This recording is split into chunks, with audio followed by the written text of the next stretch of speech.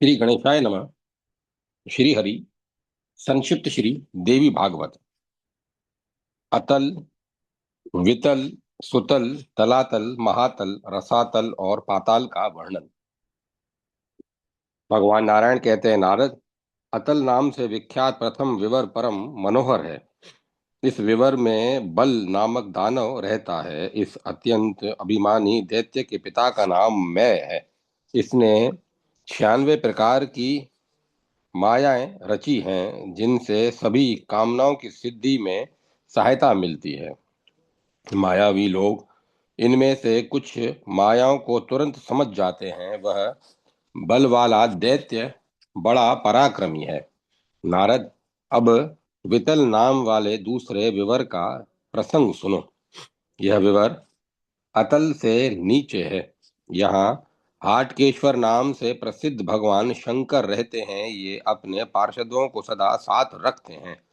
ब्रह्मा की बनाई हुई सृष्टि को बढ़ाना इनके रहने का प्रधान उद्देश्य है। देवताओं से सुपूजित होकर ये भवानी के साथ विराजते हैं। वहाँ भगवान शंकर और पार्वती जी के तेज से हाट की नामक एक श्रेष्ठ नदी निकली है। वायु की प्रेरणा से प्रचंड अग्नि उत्साह पूर्वक उसका जल पीते रहते हैं।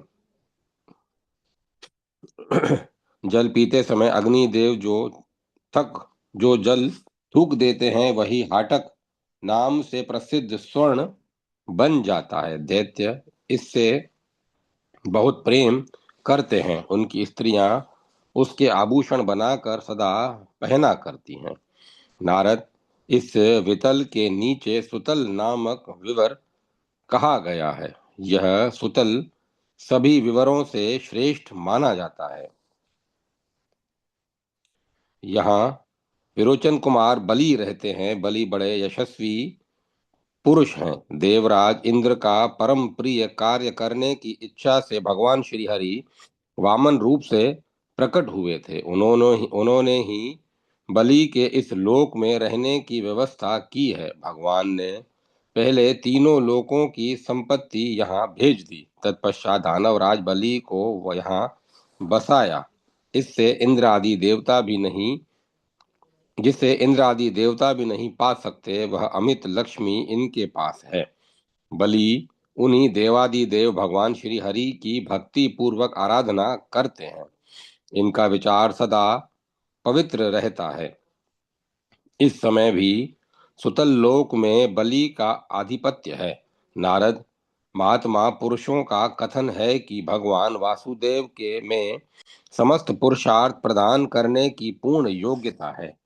ये अखिल जगत के स्वामी श्री हरि कहलाते हैं।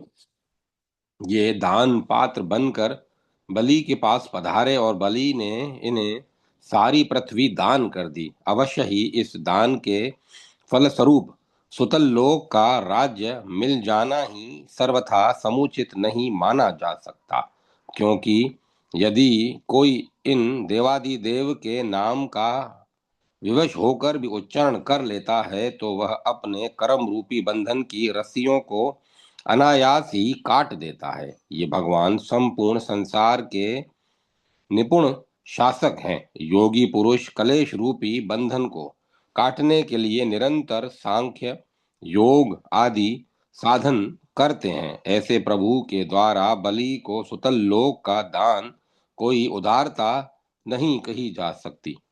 नारद, हम लोगों पर भगवान की यह कृपा समझनी चाहिए। उन्होंने भोगों के माया में ऐश्वर्य इंद्र को देने के लिए यह प्रयत्न किया था। यह ऐश्वर्य संपूर्ण कलेशों का हेतु है। इसके आ जाने पर परमात्मा का स्मरण मन से दूर हो जाता है। भगवान विष्णु साक्षात ईश्वर के ईश्वर हैं। उन्हें समस्त उपायों का सहज ही पूर्ण ज्ञान है। छल पूर्वक याचना करके उन्होंने बलि का सर्वस्व छीन लिया। केवल देह मात्र छोड़ दी, कारण दूसरा कोई उपाय इस उस समय सुलभ नहीं था। भगवान सर्वसमर्थ तो हैं ही, वे वरुण के पाशों से बांधकर बलि को इस सुतल लोक में ले गए और उन्होंने उसे वहीं बसा दिया। उस समय बलि ने अपना उद्गार इस प्रकार प्रकट किया था, बृहस्पति के सदृश मंत्री पाकर भी वे इंद्र बड़े ही नासमझ प्रतीत होते हैं। इसीलिए उन्होंने इन परम प्रसन्न श्री हरि से सांसारिक संपत्ति की याचना की। भला इस त्रिलोकी का ऐश्वर्य कितना नगण्य और तुच्छ है। भगवान के आशीर्वाद की अपार महिमा है। उसे छोड़कर संसार की संपत्ति में प्रेम रखने वाला अवश्य ही मूर्ख है। मेरे पितामह श्रीमान प्रहलाद जी भगवान से बहुत प्रेम रखते थे। संपूर्ण जगत का कल्याण करना ही उन्हें अभिष्ट था। अतएव उन्होंने भगवान से यही वर मांगा कि मेरे हृदय में दास्य भक्ति का उदय हो। उनके पिता वीर पुरुष थे।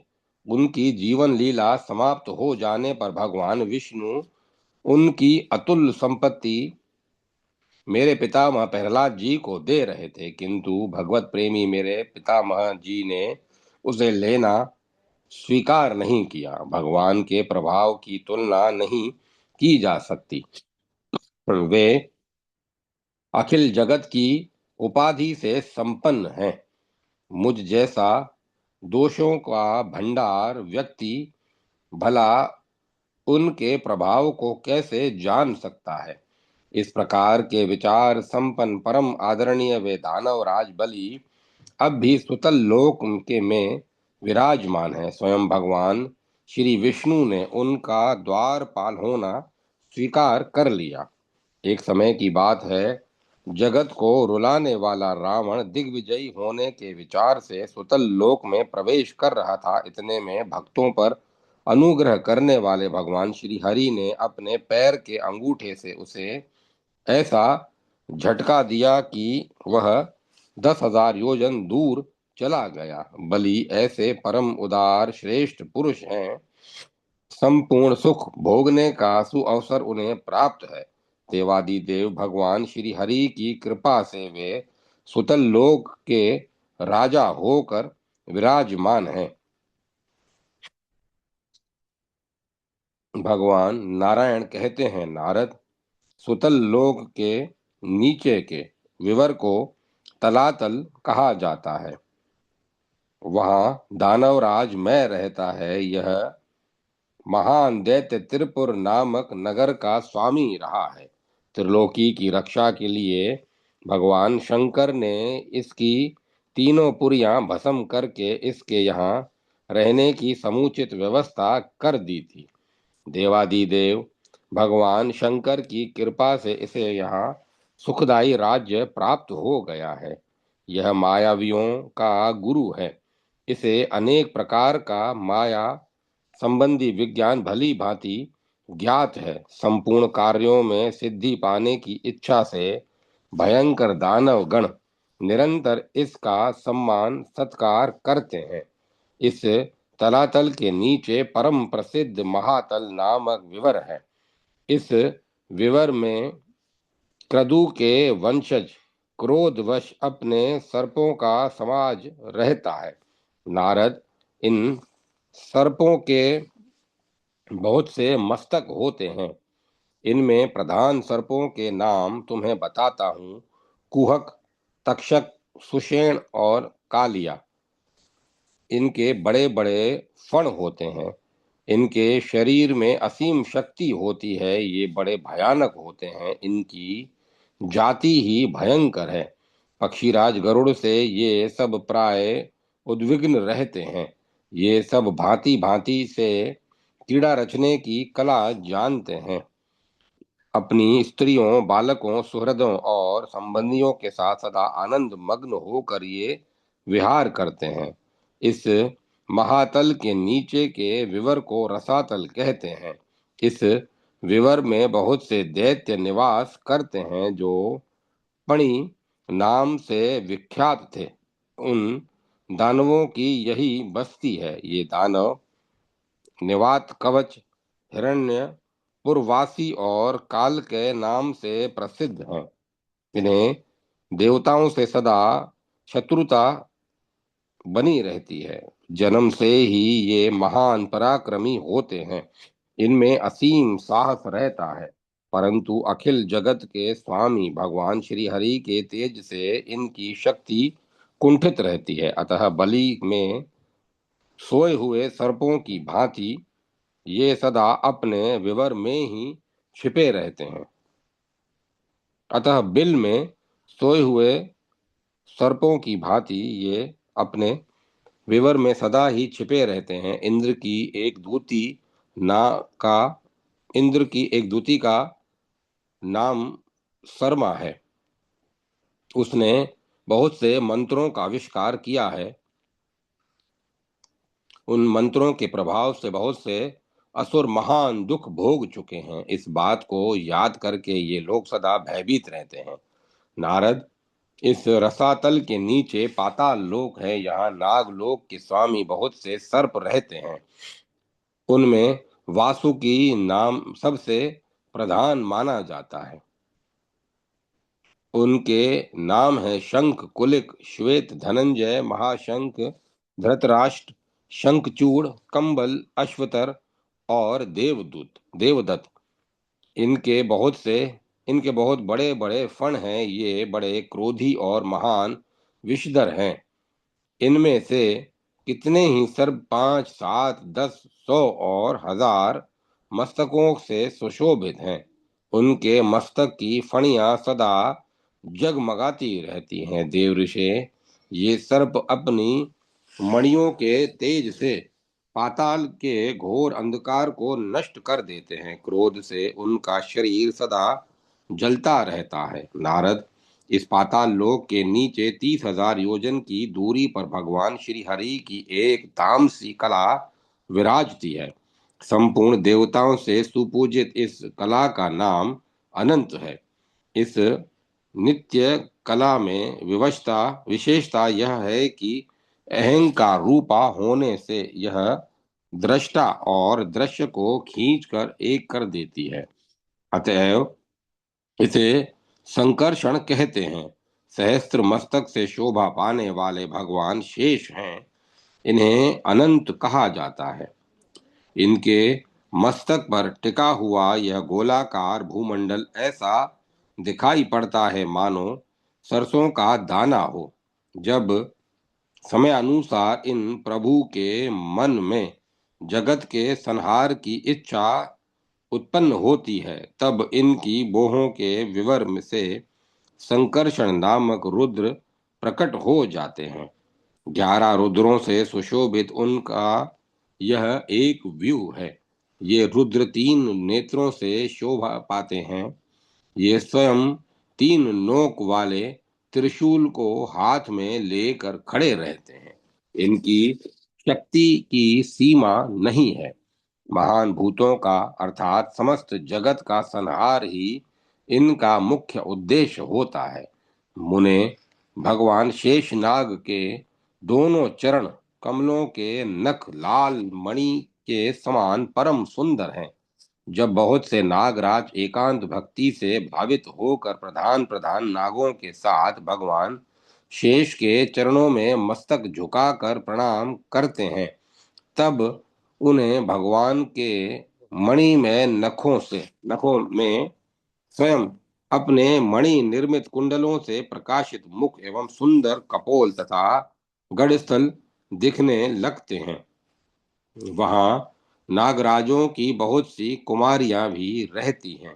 इनके सुंदर अंग शरीर की कांति बढ़ाया करते हैं। इनकी भुजाएं पर्याप्त लंबी, मोटी, सुंदर, स्वच्छ एवं मनोहर होती हैं।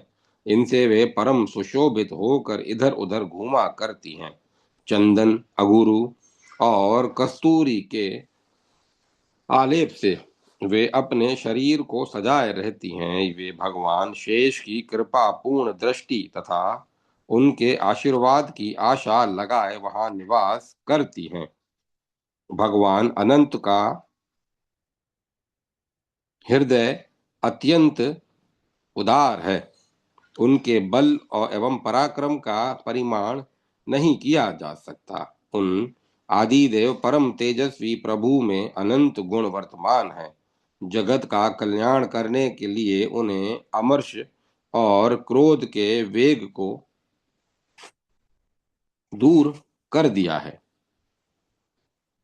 ऐसे महान शक्ति के परम आश्रय भगवान वहां विराजते हैं। सभी देवता उनकी उपासना में संलग्न रहते हैं। देवताओं, सिद्धों, असुरों, नागों, विद्याधरों, गंधर्वों और मुनियों द्वारा निरंतर उनका ध्यान किया जाता है। उनके नेत्र प्रेम के मद से मुग्ध एवं विहल रहते हैं। अपनी अमृतमयी वाणी से देवताओं तथा अपने पार्षदों को भी परम संतुष्ट करना उन प्रभु का स्वभाव ही बन गया है। वे गले में वैजंती माला पहनते हैं।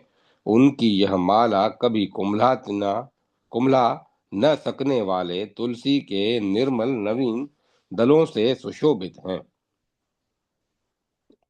मत वाले बहरों का झुंड अपनी मधुर गुंजार से सदा उसकी शोभा बढ़ाया करते हैं।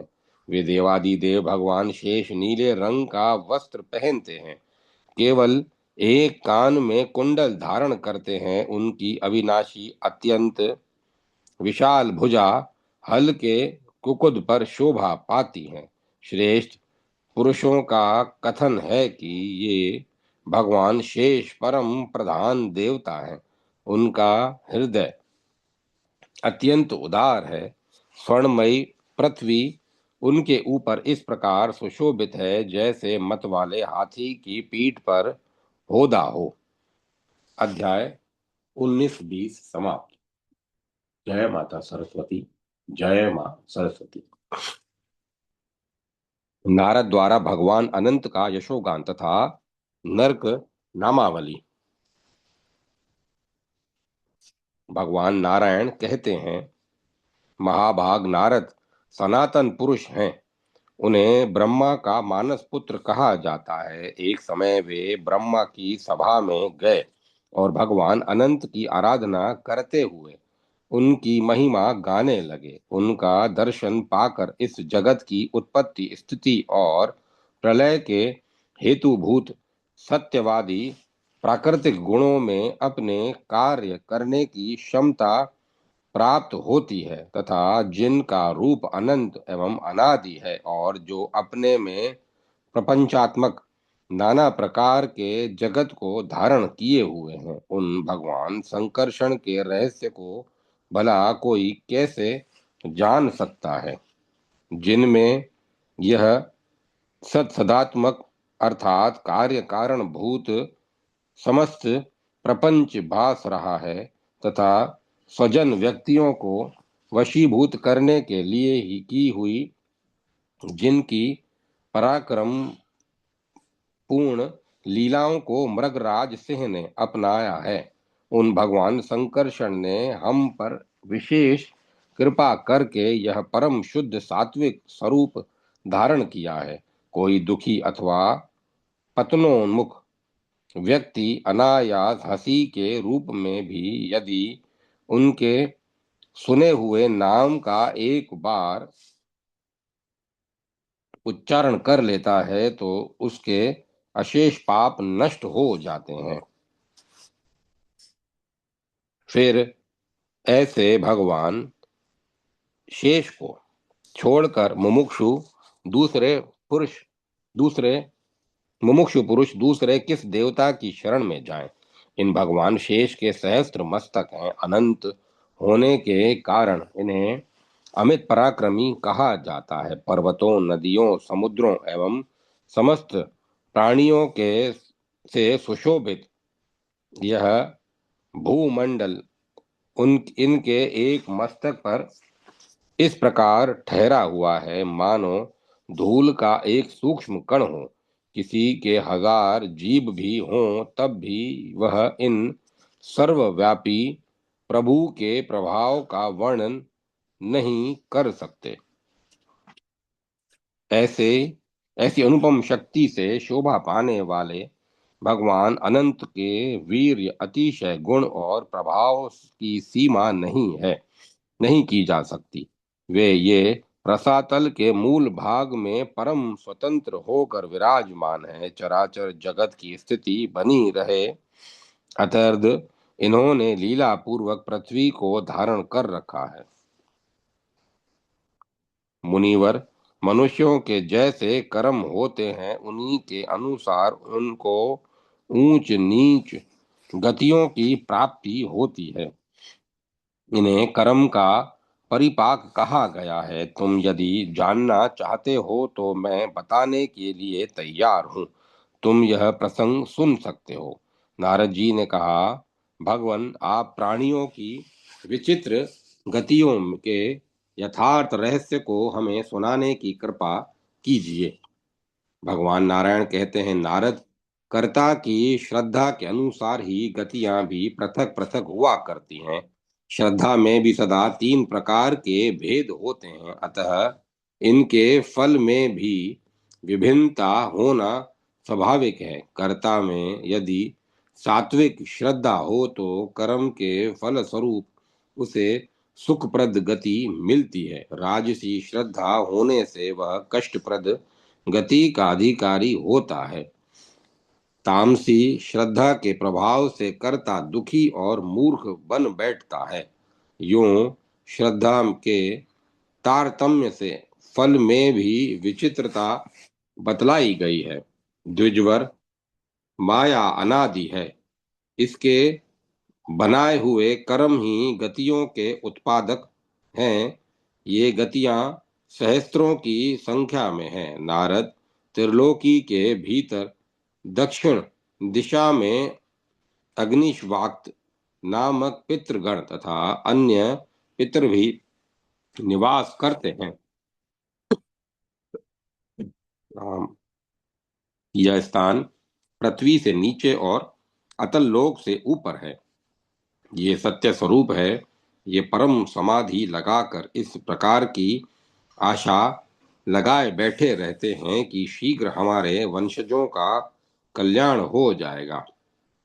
वहीं पितरों के स्वामी भगवान यमराज भी रहते हैं। उन्होंने अपना कार्य संपादन करने के लिए बहुत से पुरुषों को नियुक्त कर रखा है।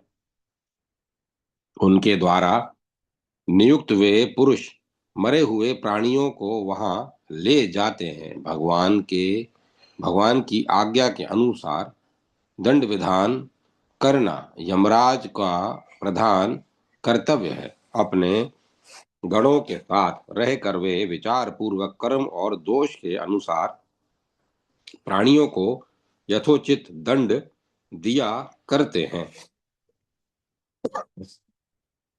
राम, वे परम ज्ञानी हैं। अपने गणों को सदा सावधान करते रहते हैं। यथास्थान नियुक्त उनके समस्त गण भी धर्म के रहस्य से पूर्ण परिचित तथा परम आज्ञाकारी हैं। नारद, नरकों की संख्या 21 बताई गई है। वे कुछ लोग कहते हैं कि इनकी संख्या 28 है। वे क्रमशः इसका वर्णन करता हूँ। तामिस्त्र, अंधतामिस्त्र, रौरव, महारौरव, कुंभीपाक, काल सूत्र, असीपत्र, सुकरमुख, अंधकूप, कृमि भोजन, संदंश, तप्त सुरमी, वज्र कट, कलाश, कटक, शालमली, वेतरणी, प्योद, प्राणरोध, विशसन, लालाभक्ष, कर्मयादन, अविची, अयपान, शार करदम, रक्षोषण, भोजन, शूलप्रोत, दंदशोक, अवटारोध, पर्यावर्तन और सूची मुख। इन नामों वाले 28 नरकों को यातना भोगना भोगने का स्थान कहा जाता है। प्राणी अपने अपने कर्मों के अनुसार इनमें यातना शरीर प्राप्त करके जाने को बाध्य होते हैं। अध्याय 21 समाप्त। जय माता सरस्वती। जय मां सरस्वती। तामिस्त्र आदि नरकों का वर्णन। तो नारद जी ने कहा, सनातन मुने, जिनके फल स्वरूप इन नरकों की प्राप्ति अनिवार्य है, वे विविध कर्म कौन से हैं? इस प्रसंग को मैं सम्यक प्रकार से सुनना चाहता हूँ। भगवान नारद कहते हैं नारद भगवान नारायण कहते हैं, नारद, जो दूसरे के धन, स्त्री और पुत्र का अपहरण करता है, उस दुरात्मा को यमराज के दूत पकड़कर ले जाते हैं। उन दूतों की आकृति बड़ी भयंकर होती है। उनके द्वारा काल पाश में बंधा हुआ प्राणी यातना भोगने के लिए तामिस्त्र नामक नरक में गिरता है। यमदूत हाथ में रस्सी लेकर प्राणी को पीटते हैं, इसे उसे छोड़ घुटकते हैं और तरह तरह के दंड दिया करते हैं। उस जीव को महान क्लेश भोगना पड़ता है। जो पुरुष किसी स्त्री के पति को धोखे में डालकर स्वयं उसके साथ समागम करता है, यमराज के दूत उसको अंधतामिस्र नामक नरक में गिराते हैं। वहां गिरे हुए जीव को असह वेदना सहनी होती है। उसके नेत्र अंधे हो जाते हैं, बुद्धि जवाब दे देती है। जड़ कटे हुए वृक्ष की भांति नरक में गिरते रहे गिरते उसे किंचन मात्र भी देर नहीं लगती। इन्हीं विशेषताओं के कारण प्राचीन पुरुषों ने इस नरक का नाम अंधतामिस्र रखा है। यहाँ यह मेरा है और यह मैं हूँ, यूं ममत्व रखकर जो दूसरे से द्वेष करता हुआ प्रतिदिन केवल अपने ही परिवार के भरण पोषण में व्यस्त रहता है, वह प्राणी मृत्यु के पश्चात अपने अशुभ कर्म के प्रभाव से रोरव नामक नरक में गिरता है। यह नरक सभी प्राणियों के लिए भयावह है। इस लोक में पुरुष के साथ जिन प्राणियों की हिंसा हो गई है, इन इस लोक में पुरुष के हाथ जिन प्राणियों की हिंसा हो गई है, वे सब भयंकर रूरू नामक जानवर बनकर नरक में रहते हैं। जब मरने वाला प्राणी मरकर इस नरक में पहुंचता है, तब वे उसे अत्यंत कलेश देते हैं। इसी विशेषता के कारण पुराणज्ञ विद्वान पुरुषों ने इसे रौरव कहा है। प्राचीन पुरुष बता चुके हैं कि यह रूरू नामक जानवर सर्प से भी अधिक भयंकर होता है। इसी प्रकार महारौरव भी है। यातना भोगने के लिए दूसरा सूक्ष्म यातना शरीर पाकर प्राणी उस महारौरव में जाता है। मांस खाने वाले रूरू नामक जानवर इस नारकी जीव के मांस में बहुत बुरी तरह चोट पहुंचाते हैं। नारद, जो उग्र स्वभाव वाला मूर्ख एवं निर्दयी पुरुष पशु पक्षी आदि जीवों को मार कर पकाता है, उसे यमराज के दूत कुंभीपाक नामक नरक में, जहां सदा तेल खोलता रहता है, डालकर पकाते हैं। मारे जाने वाले पुरुष पशु के शरीर में जितने रोए होते हैं, उतने हजार वर्षों तक मरने वाला व्यक्ति इसी कुंभी पाक में पचता है। पिता और ब्राह्मण से वैर करने वाले प्राणियों को नारकी कहते हैं। ऐसा व्यक्ति सूर्य एवं अग्नि से सदा संतप्त रहने वाले काल सूत्र नामक नरक में स्थान पाता है।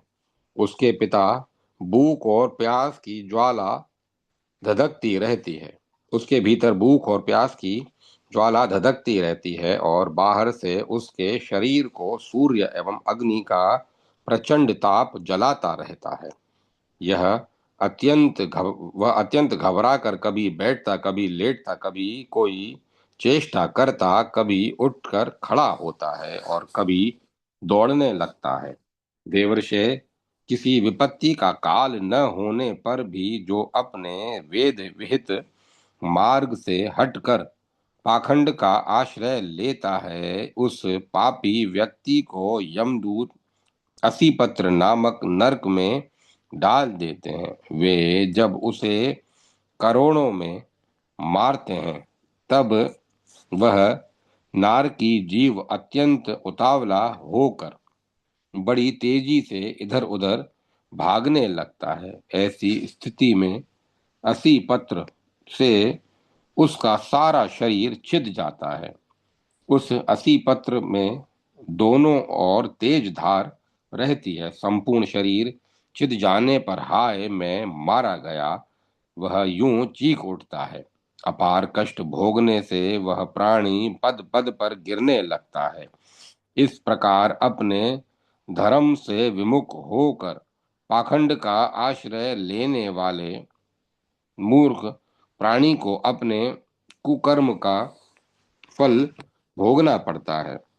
जो पुरुष राजा अथवा राज कर्मचारी होकर अधर्म पूर्वक शासन करता तथा ब्राह्मण को भी शारीरिक दंड देता है, वह नरक का अधिकारी पापी व्यक्ति यमराज के दूतों द्वारा शुकर मुख नामक नरक में गिराया जाता है। बलवान यमदूत उसके अंगों को ईख की भांति कोलू में पेरते हैं। वह असह्य पीड़ा के कारण आर्त स्वर से चिल्लाता रहता है। यूं उस प्राणी को अपने कुकर्म के फल स्वरूप अनेक दुख भोगने पड़ते हैं।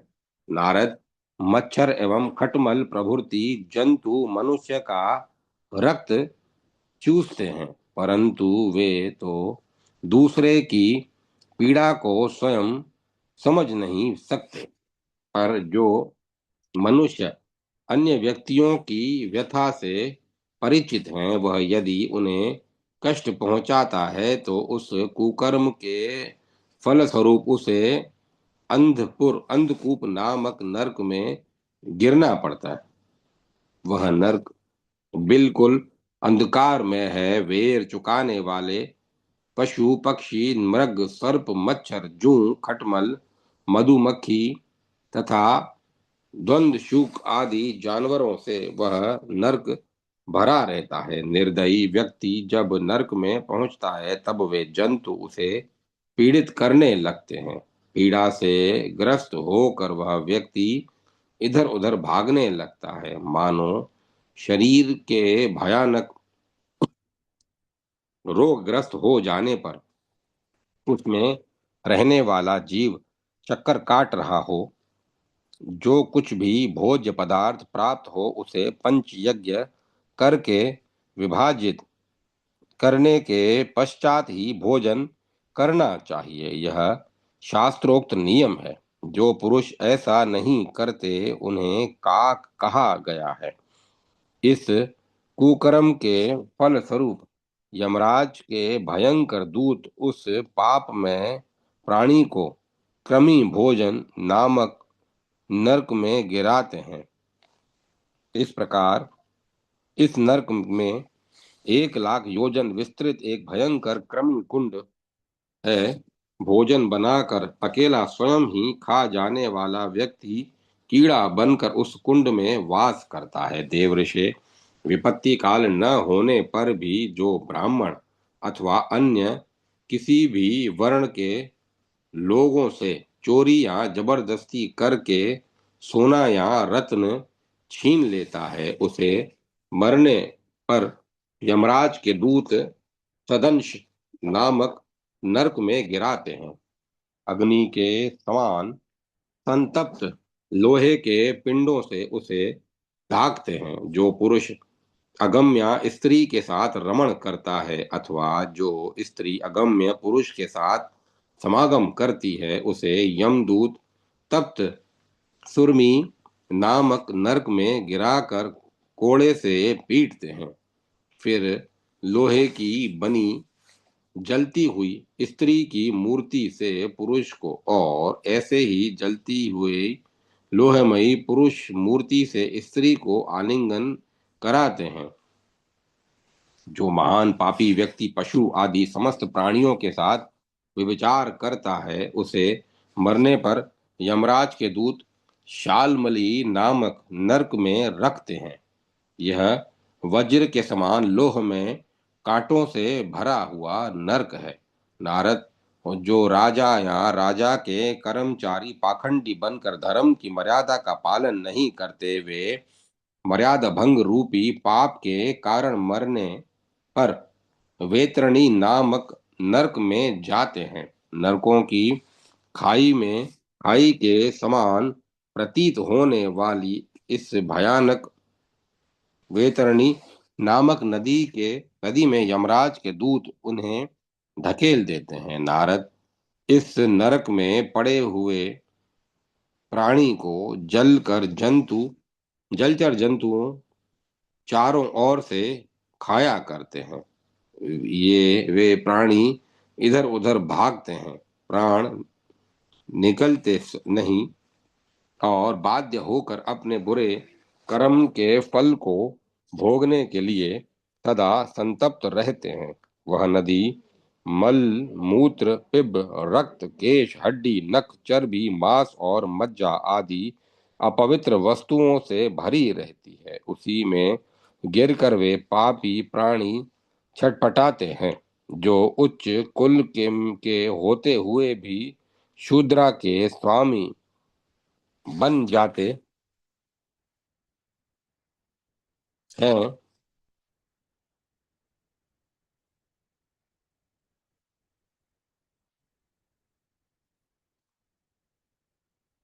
सदाचार से विमुख हो निर्लजता पूर्वक पशुवत व्यवहार करते हैं, उन्हें अत्यंत कष्टप्रद गतियां प्राप्त होती हैं। वे मरने के बाद पयोद नामक नरक में गिरते हैं।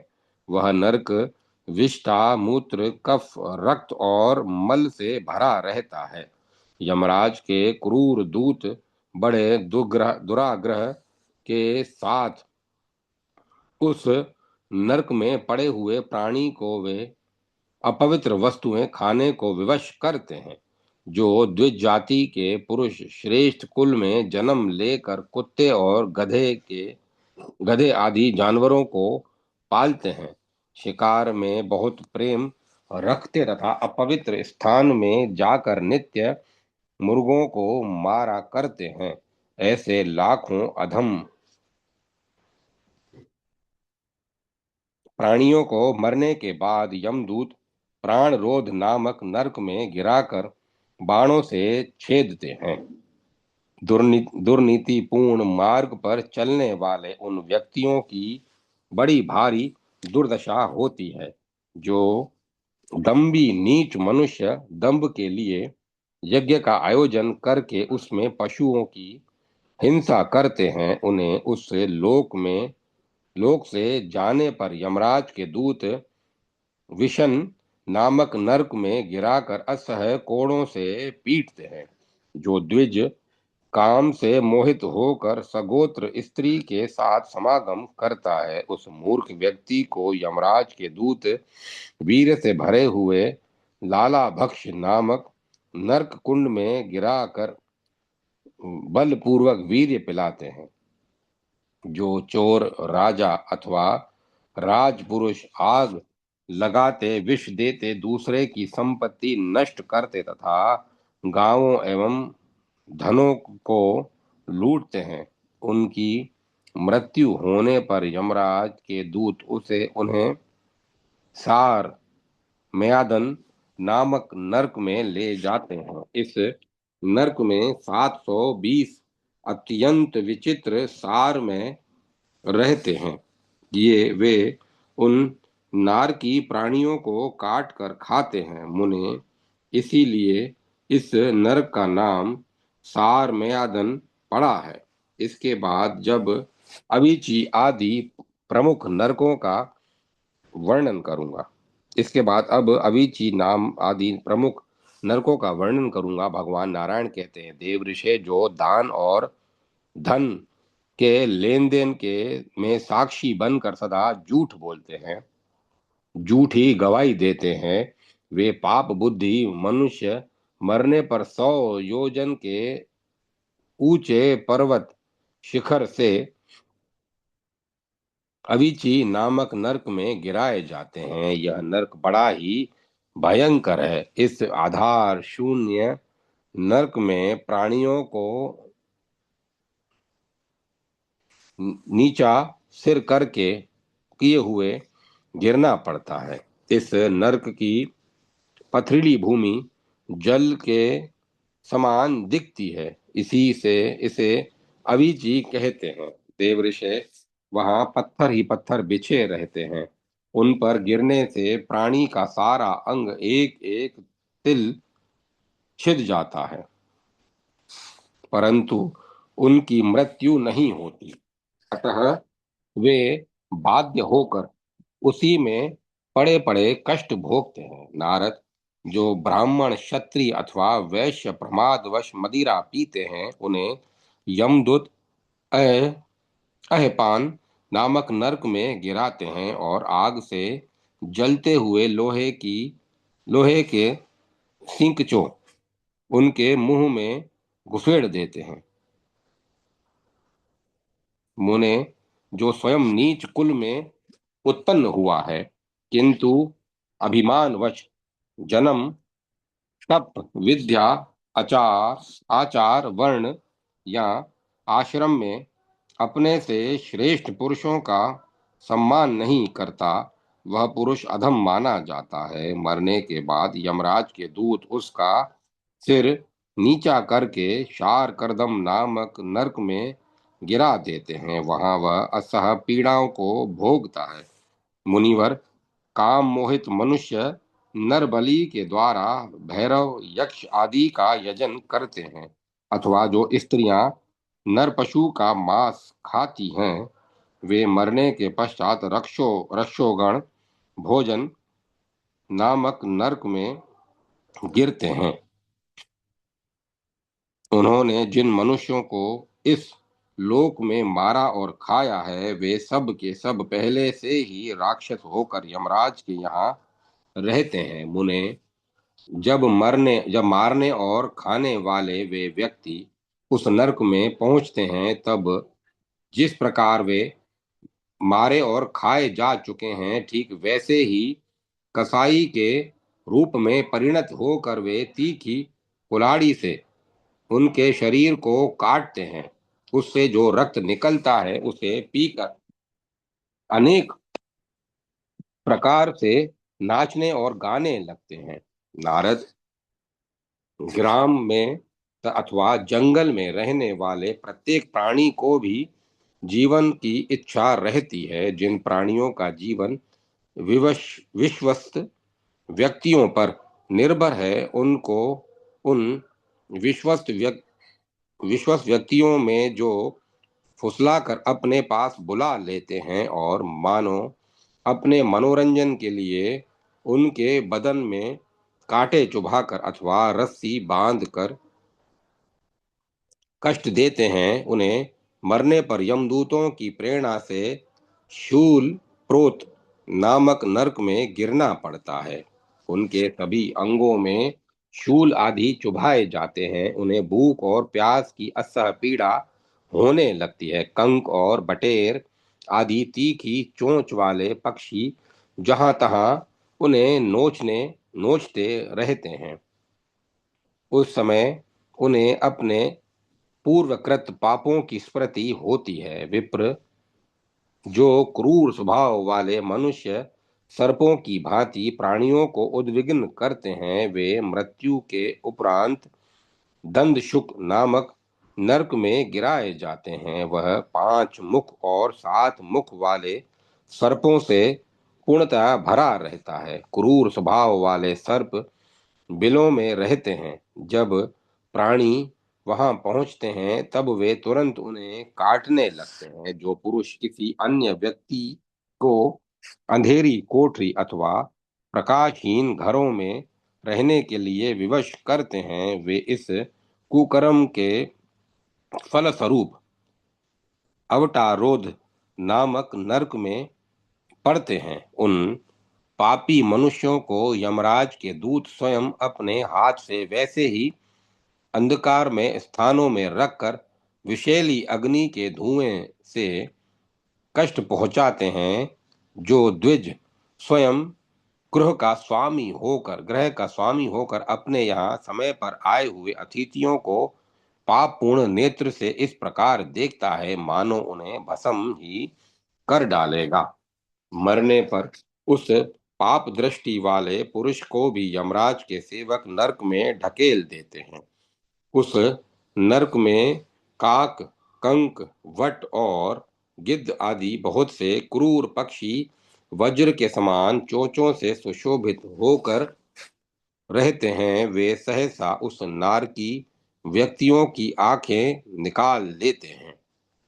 इस परिवर्तन के कारण ही यह नरक पर्यावर्तन नाम से विख्यात हुआ है, जो इस जन्म में अपने को धनाढ्य मानकर अभिमान में अत्यंत चूर हो दूसरों को टेढ़ी आंखों से ही देखता है, जो सबके प्रति शंका किए रहता तथा धन कमाने और खर्च करने की चिंता जिसके मन में से कभी दूर नहीं होती, जिसका हृदय और मुख सदा सूखता रहता है, जिसे कहीं शांति नहीं मिलती तथा जो यक्ष की भांति धन की संरक्षा में ही लगा रहता है, वह अधम मनुष्य मरने के पश्चात अपने किए हुए बुरे कर्म के प्रभाव से यमराज के दूतों द्वारा शुचि मुख नामक नरक में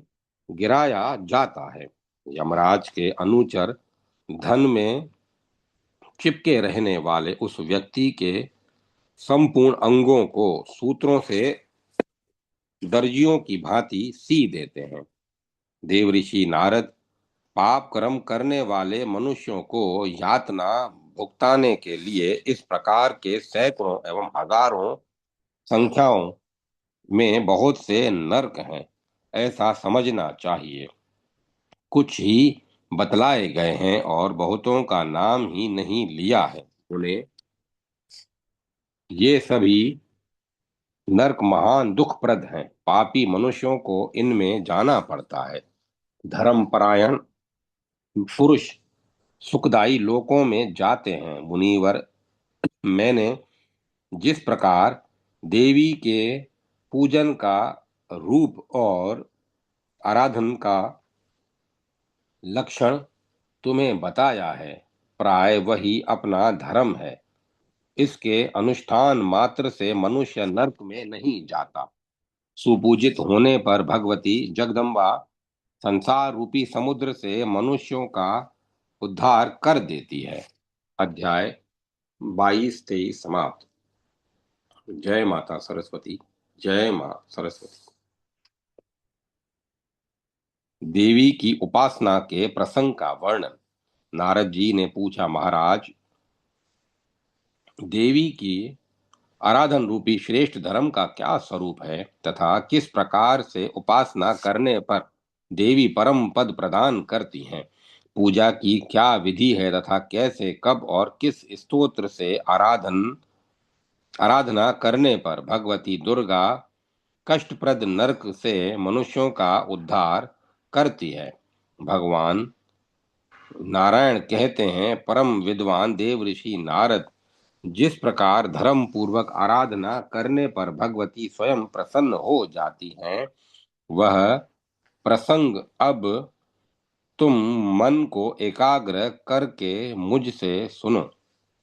नारद, यह संसार अनादि है। इसमें आकर जो भगवती जगदम्बा की उपासना करता है, वह चाहे घोर से घोर संकट में ही क्यों न पड़ा हो, परंतु सर्वशक्तिमयी भगवती स्वयं उसकी रक्षा करने में संलग्न हो जाती। अतएव प्राणी सम्यक प्रकार से देवी की पूजा करे, यही उसका परम कर्तव्य है। अब पूजा की विधि सुनो। प्रतिपदा तिथि में भगवती जगदम्बा की गोघृत से पूजा होनी चाहिए, अर्थात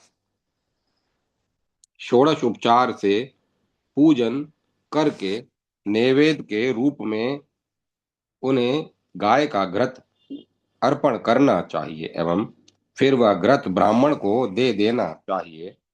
इसके फलस्वरूप मनुष्य कभी रोगी नहीं हो सकता। द्वितीया तिथि को पूजन करके भगवती जगदम्बा को चीनी का भोग लगावें और ब्राह्मण को दे दें। यूं करने से मनुष्य दीर्घायु होता है। तृतीया के दिन दीर्घायु तृतीया के दिन भगवती की पूजा में दूध की प्रधानता होनी चाहिए एवं पूजन के उपरांत वह दूध ब्राह्मण को दे देना उचित है। यह संपूर्ण दुखों से मुक्त होने का एक परम साधन है।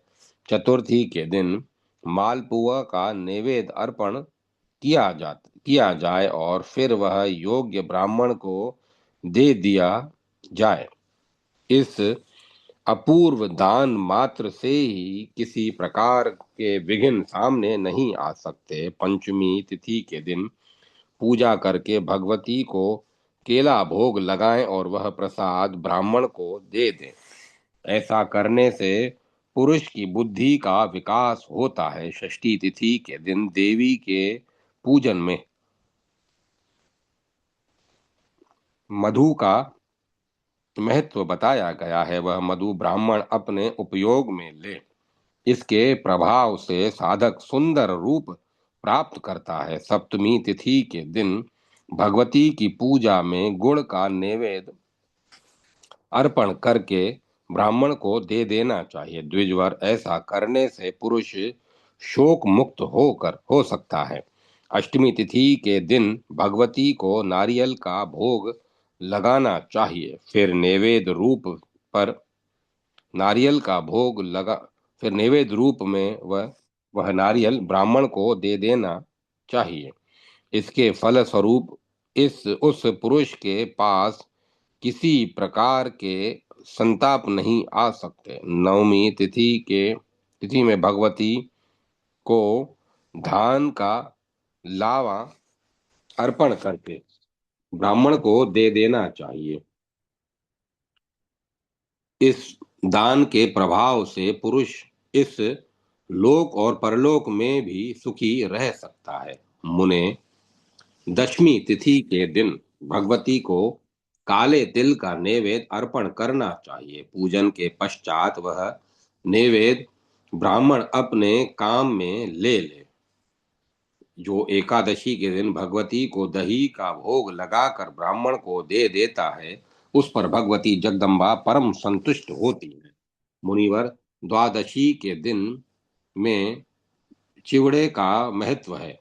जो उस दिन भगवती को चिवड़ा भोग लगाकर ब्राह्मण को बांट देता है उसे भगवती अपना प्रेम भाजन देती है। त्रयोदशी तिथि के दिन भगवती को चने का नैवेद्य अर्पण करके ब्राह्मण को दे दें। इस नियम का पालन करने वाली प्रजा संतानवान हो सकती है। देवऋषि जो पुरुष चतुर्दशी के दिन भगवती जगदम्बा को सत्तू भोग लगाकर ब्राह्मण को दे देता है उस पर भगवान शंकर परम प्रसन्न होते हैं। पूर्णिमा के दिन भगवती जगदम्बा को खीर भोग लगाकर श्रेष्ठ ब्राह्मण को अर्पण करने वाला पुरुष अपने समस्त पितरों का उद्धार कर देता है। पूर्णिमा और अमावस्या तिथि की पूजा में कोई अंतर नहीं है। महामुने देवी की प्रसन्नता प्राप्त करने के लिए हवन करने की बात भी स्पष्ट है। जिस तिथि में जो वस्तु नैवेद्य के लिए बताई गई है उसी वस्तु से उन उन तिथियों में हवन भी करना चाहिए। यह हवन अखिल अरिष्टों का विनाश कर देता है।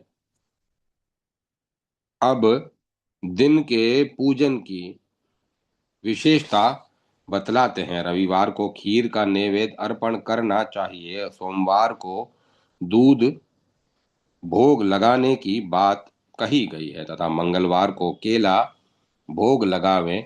नारद बुधवार के दिन मक्खन भोग लगाने का आदेश है। बृहस्पतिवार को खांड और शुक्रवार को चीनी का भोग लगाया जाए। शनिवार को गाय का घृत नैवेद्य के रूप में निवेदन किया जाए। मुने अब 27 नक्षत्रों के नैवेद्य सुनो। घृत, तिल, चीनी, दही, दूध, मलाई, लस्सी, लड्डू, तारफेनी, घृत मंड, कसार, पापड़, घेवर, पकौड़ी, कोकरस, घृत मिश्रित चने का चूर्ण, मधु, चूरमा, गुड़, चिवड़ा, दाख, खजूर, चारक, पोहा, मक्खन, मूंग के बेसन का लड्डू और अनार। नारद, ये 27 वस्तुएं हैं। क्रमशः एक एक नक्षत्र में एक एक वस्तु को भगवती को भोग लगाना चाहिए। इसी को नक्षत्र नैवेद्य अर्थात नक्षत्र संबंधी नैवेद्य कहा गया है। नारद, अब विश्व कुंभ आदि योगों में नैवेद्य अर्पण करने की बात बताता हूँ।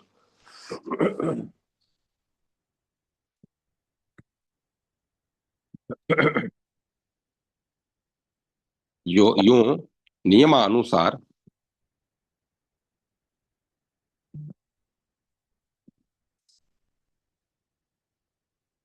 नियमानुसार पदार्थ का भोग लगाने से भगवती जगदम्बा परम प्रसन्न होती हैं। वे पदार्थ हैं गुड़, मधु, घृत, दूध, दही, छाछ, पुआ, मक्खन, ककड़ी, कोहड़ा, लड्डू, कटहल, केला, जामुन, आम, तिल, संतरा, अनार, बेर का फल, आंवला, खीर, चिवड़ा, चना, नारियल, नींबू, कसार और चूरमा। ये नैवेद्य परम पवित्र हैं। भगवती को क्रमशः इनका अर्पण करना चाहिए। विषकुंभादि योगों में इन नैवेद्यों का विधान है। इस विषय पर विधान पुरुष निर्णय कर चुके हैं। मुने, अब कर्ण संबंधी पृथक नैवेद्य अर्पण करने की बात कहता हूँ। कसार, मंडक, फैनी, मोदक, पापड़, लड्डू, घृत, पुर, तिल, दही, घृत और मधु करणों के लिए ये ही पदार्थ निर्धारित हैं। भगवती को आदर पूर्वक इन्हीं वस्तुओं का नैवेद्य अर्पण समर्पण करना चाहिए। मुनिवर, नारद, अब भगवती जगदम्बा को प्रसन्न करने के लिए दूसरा परम साधन बतलाता हूँ, तुम उसे आदर पूर्वक सुनो। चैत्र मास के शुक्ल पक्ष के में तृतीया के दिन महुआ के वृक्ष में भगवती की भावना करके उसकी पूजा करें। नैवेद्य में 5 प्रकार के खाद्य पदार्थ उपस्थित करने चाहिए। इसी प्रकार 12 महीने की तृतीया तिथि में के दिन पूजा का विधान है। विधि पूर्वक क्रमशः नैवेद्य अर्पण करें। नारद, वैशाख में गुड़ से बना हुआ पदार्थ भोग लगाना चाहिए। ज्येष्ठ मास में भगवती के प्रसन्नार्थ मधु अर्पण करना चाहिए। आषाढ़ में महुए के रस से बना हुआ पदार्थ भोग लगावें। श्रावण में दही, भादो में चीनी, अश्वनी में खीर, कार्तिक में दूध, मार्गशीर्ष में फैनी, पोष में दधी, कुर्चिका, माघ में गाय का घृत और फाल्गुन में नारियल भोग लगाने का विधान है। यूं 12 महीनों में 12 प्रकार के नैवेद्यों से भगवती की क्रमशः पूजा करनी चाहिए। मंगला, वैष्णवी, माया, कालरात्रि, दुरत्या, महामाया, मतंगी, काली, कमल वासिनी, शिवा, सहस्त्र चरणा और सर्वमंगल रूपिणी, इन नामवाचक 12 पदों का उच्चारण करके महुए के वृक्षों में भगवती की भावना से पूजा करें। महुए के वृक्ष में देव देवेश्वरी भगवती जगदम्बा विराजमान हैं। अतः संपूर्ण कामनाओं की सिद्धि के लिए तथा व्रत समाप्ति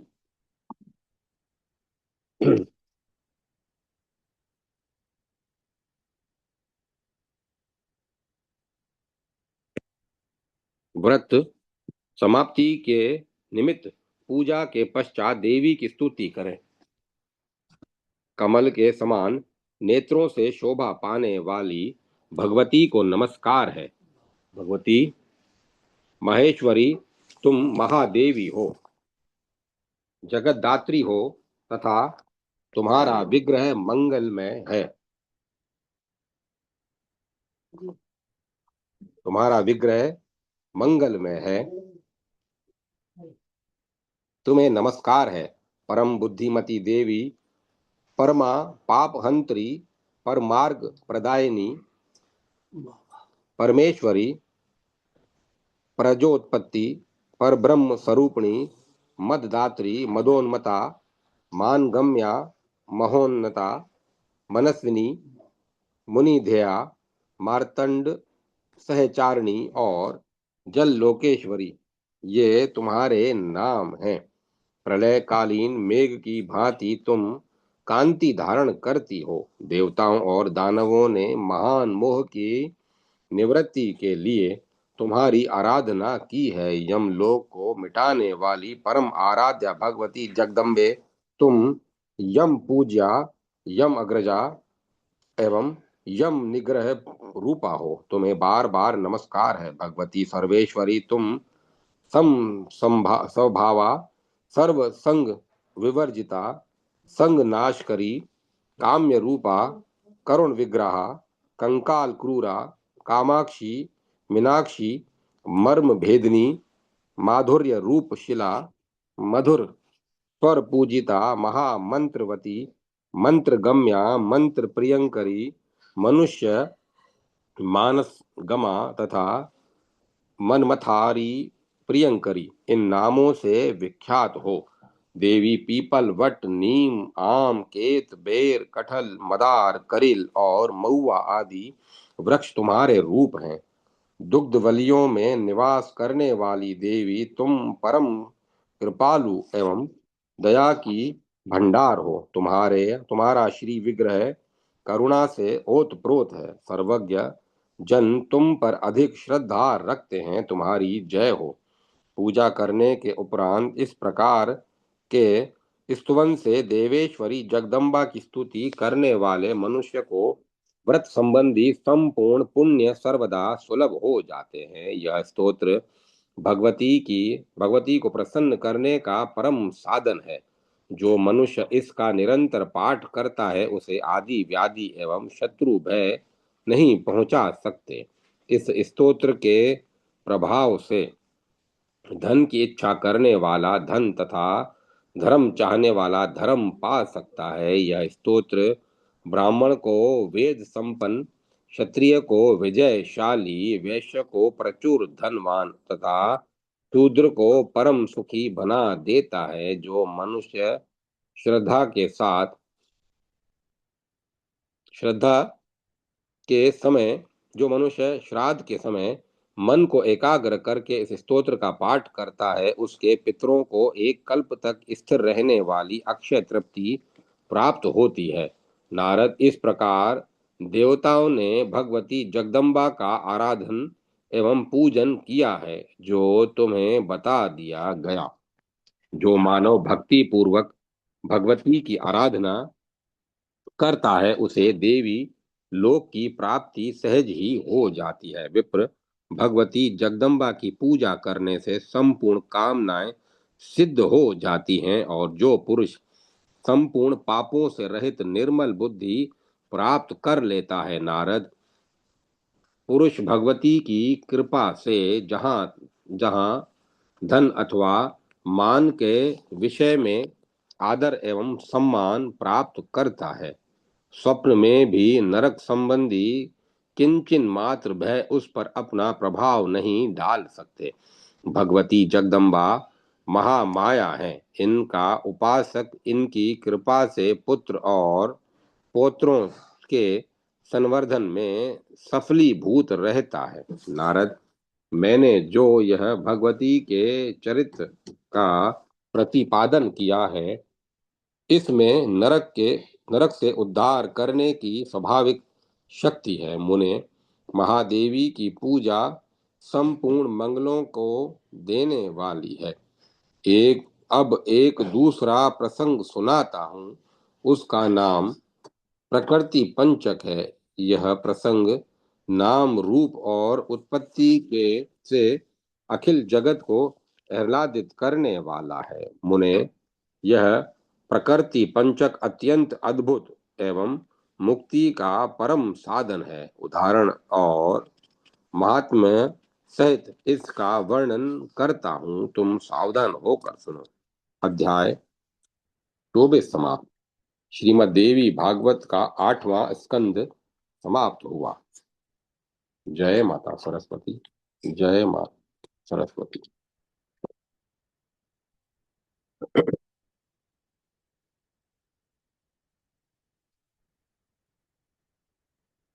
ओम जगदम्बिकाय नमः। श्रीमद्देवी भागवत नवा स्कंद पंचविध प्रकृति का स्पष्टीकरण तथा अंश कला और कलांश का विशद विवेचन। भगवान नारायण कहते हैं, नारद, गणेश, जननी, दुर्गा, लक्ष्मी, सरस्वती, सावित्री और राधा, ये 5 देवियां प्रकृति कहलाती हैं। इन्हीं पर सृष्टि निर्भर है। नारद जी ने पूछा, ज्ञानियों में प्रमुख स्थान प्राप्त करने वाले साधो, वह प्रकृति कहाँ से प्रकट हुई है, इसका कैसा स्वरूप है, कैसे लक्षण है तथा क्यों वह 5 प्रकार की हो गई। उन समस्त देवियों के चरित्र, उनकी पूजा के विधान, उनके गुण तथा किसके यहाँ कैसे प्रकट हुई, ये सभी प्रसंग आप मुझे बताने की कृपा करें। भगवान नारायण कहते हैं, वत्स, प्र का अर्थ है प्रकृष्ट और कृति से सृष्टि के अर्थ का बोध होता है। अतः सृष्टि करने में जो परम प्रवीण है, उसे देवी प्रकृति कहते हैं। सर्वोत्तम सद्गुण के अर्थ में प्र शब्द, मध्यम रजोगुण के अर्थ में क्र शब्द और तमोगुण के अर्थ में ती शब्द है।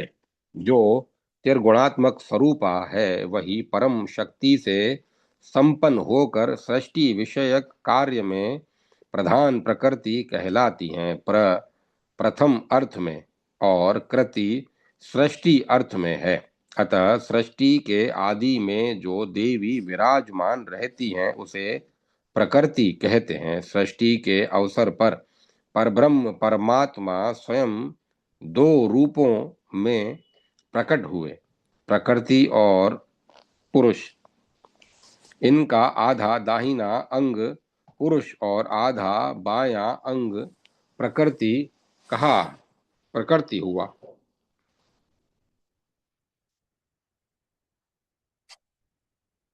वही प्रकृति ब्रह्म स्वरूपा नित्या और सनातनी है। पर ब्रह्म परमात्मा के सभी अनुरूप गुण इन प्रकृति में निहित हैं। जैसे अग्नि में दाहिका शक्ति सदा रहती है, इसी से परम योगी पुरुष स्त्री और पुरुष में भेद नहीं मानते। नारद, वे कहते हैं कि सत्य असत जो कुछ भी है, वह ब्रह्म में है।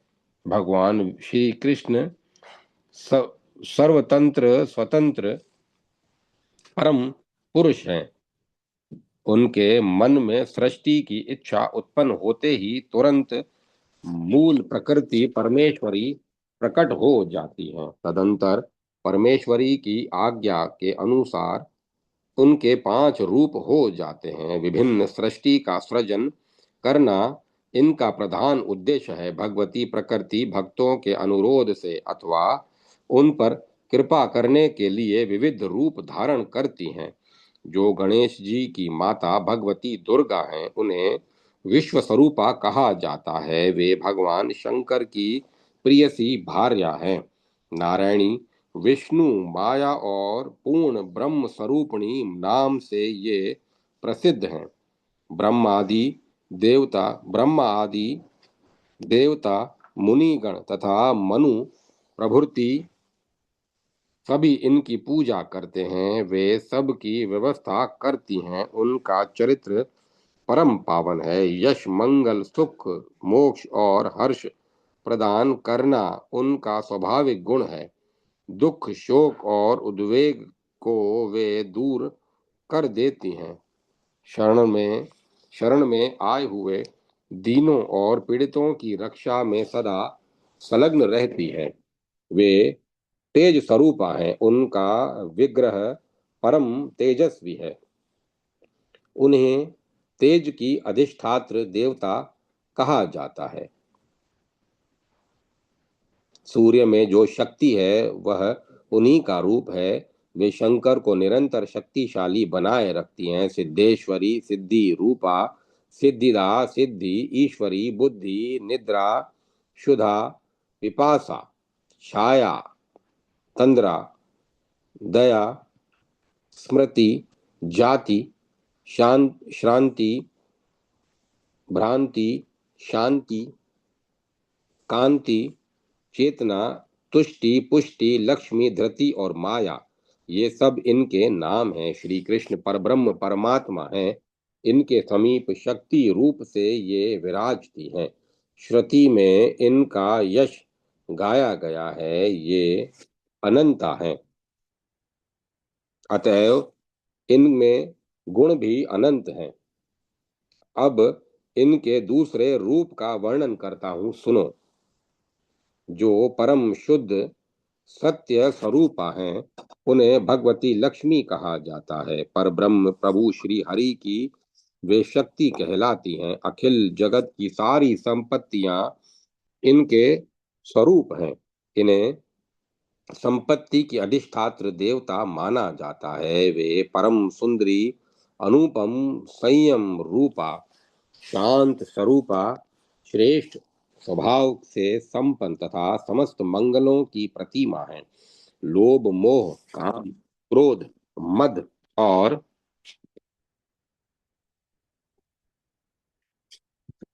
काम, क्रोध, मद और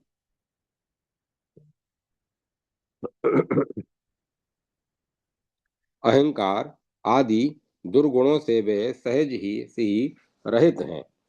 भक्तों पर अनुग्रह करना तथा अपने स्वामी श्री हरि से प्रेम करना उनका स्वभाव है। संपूर्ण स्त्रियों की अपेक्षा वे श्रेष्ठ पतिव्रता हैं। श्री हरि प्राण के समान जानकर उनसे अत्यंत प्रेम करते हैं। वे कभी अप्रिय बात नहीं कहती। धान्य आदि सभी शस्य उनके रूप हैं। प्राणियों का जीवन स्थिर रहे अतएर्द उन्होंने यह रूप धारण कर रखा है। वे परम साध्वी देवी महालक्ष्मी नाम से विख्यात होकर वैकुंठ में अपने स्वामी की सेवा में सदा संलग्न रहती हैं। स्वर्ग में स्वर्ग लक्ष्मी, राजाओं के यहाँ राज्य लक्ष्मी तथा मृत्यु लोकवासी गृहस्थों के घर गृह लक्ष्मी के रूप में विराजमान है। प्राणियों के अखिल द्रव्यों में सर्वोत्कृष्ट शोभा उन्हीं का स्वरूप है। वे परम मनोहर हैं। पुण्यात्माओं की कीर्ति उन्हीं की प्रतिमा है। वे राजाओं की प्रभा हैं। व्यापारियों के यहाँ वे वाणिज्य रूप में विराजती हैं। पापी जन जो कलह वाणिज्य रूप पापी जन में जो कलह आदि अनिष्ट व्यवहार रहते हैं, उनमें भी इन्हीं की शक्ति है। ये यह रूप से धराधाम पर पधारी थी। यह बात वेद में कही गई है। सबने इसका समर्थन भी किया है। सब लोग इनकी आराधना और वंदना करते हैं। नारद, अब मैं अन्य देवी का प्रसंग कहता हूं, सुनो।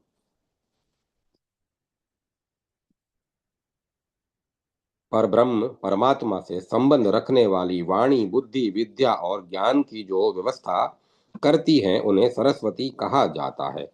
संपूर्ण विद्याएं उन्हीं के स्वरूप हैं। मनुष्यों को बुद्धि, कविता, मेधा, प्रतिभा और स्मरण शक्ति इन्हीं की कृपा से प्राप्त होती है।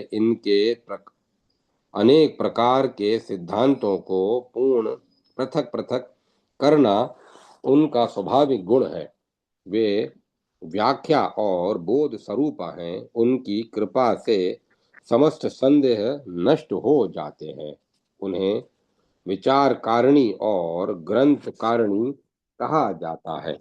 वे शक्ति स्वरूप हैं। स्वर, संगीत और ताल सब उन्हीं के रूप हैं। वे विषय, ज्ञान और वाणी मई है। प्रत्येक प्राणी को जीविका प्रदान करती हैं। वे परम प्रसिद्ध वाद विवाद की अधिष्ठात्री एवं शांति मूर्ति हैं। वे हाथ में वीणा और पुस्तक लिए रहती हैं। उनका विग्रह शुद्ध सत्व में है। वे सदाचार परायण तथा भगवान श्री हरि की प्रिया हैं। हिम, चंदन, कुंद, चंद्रमा, मुकुंद और कमल के समान उनकी कांति है। वे रत्नों का हार गले में पहनकर भगवान श्री कृष्ण की उपासना करती है।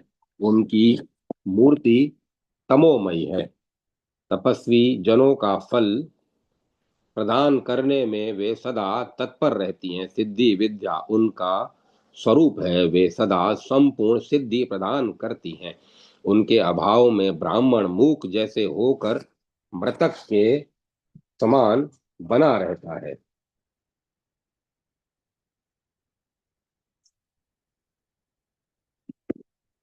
ये तृतीया देवी कहलाती हैं। इन्हें श्रुति में भगवती जगदम्बा कहा गया है। नारद, इनके सिवाय कुछ अन्य देवी भी हैं। आगम शास्त्र के अनुसार इन उनका वर्णन करता हूँ, सुनो। वे चारों वर्णों की माता हैं। छंद और वेद इन्हीं से संपन्न हुए हैं। बुद्धिमान नारद संध्या वंदन के मंत्र और तंत्र का निर्माण इन्हीं पर निर्भर है। द्विजाति वर्णों के लिए उन्होंने अपना यह रूप धारण किया है।